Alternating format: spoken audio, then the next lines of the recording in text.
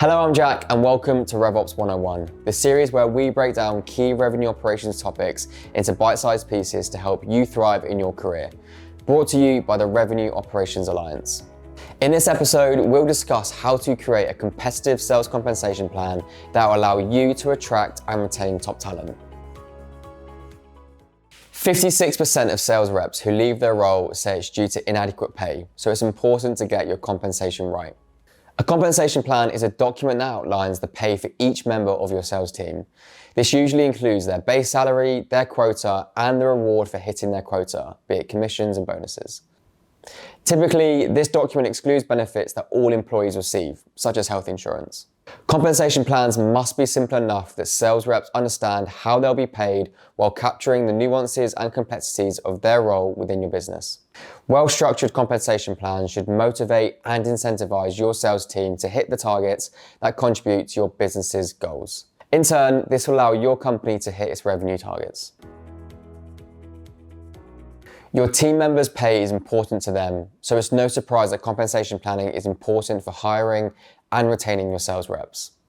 Poor compensation is a major contributor to sales rep turnover. If you don't nail your approach to compensation, you may be at risk of losing your top talent. Rewarding your sales teams with competitive pay and setting them realistic quotas keeps them happy and motivated to perform. Conversely, if quotas are too high, you risk demotivating your sales reps. Communicating this information is equally important. Your sales reps want transparency around their pay and what they have to do to receive their commission or bonus. Without effective communication, your sales team may feel frustrated or confused about their compensation. Secondly, the structure of commissions and bonuses should incentivize your sales team to hit their quotas and sell certain products. If you structure your compensation plan to incentivize the wrong products or sales activities, you might struggle to hit your revenue targets.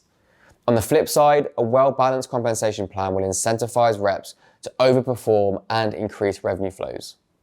And finally, your compensation plans should help to boost your revenue. If your quota is set too low, your sales teams may decide that hitting the target is good enough for them. This may result in lost revenue as your rep could be closing more deals if there was more incentive to do so. By setting up your sales quota and compensation plan just right, you can maximize revenue potential and growth as your reps are motivated to work hard to close deals and earn their rewards. Now we understand what compensation planning is, which department should own this process: finance, HR, or maybe sales leadership. While those may be options, we argue that RevOps is uniquely qualified to own compensation. Compensation planning requires historical sales data, insights into high profit and low churn customer demographics, product roadmap knowledge, a good working relationship with the sales team, and data analytics and reporting knowledge. Revenue operations ticks all those boxes, whereas finance, HR, and even sales only tick a few. This leaves RevOps in a great position to create an effective compensation plan. Now that we understand why compensation planning is so crucial to revenue growth, it's time to actually create your compensation plan. Let's dive into the key steps involved. The first stage is defining the quota your sales rep should aim for. The first question to ask is, how many reps do you want to regularly hit quota? This varies around 60 to 90%. Using this, you can look through historical sales data and see what quota would allow your sales team to attain that level. Another approach to setting your quota is to multiply reps on target earnings, OTE, by some factor. The SaaS industry standard is 5 times, but this depends on revenue, industry, and role. The next stage is to communicate the plan effectively. A key aspect of maintaining good working relationships with your sales team is communication. You are controlling their earning potential, so it's crucial to communicate changes well in advance with compassion.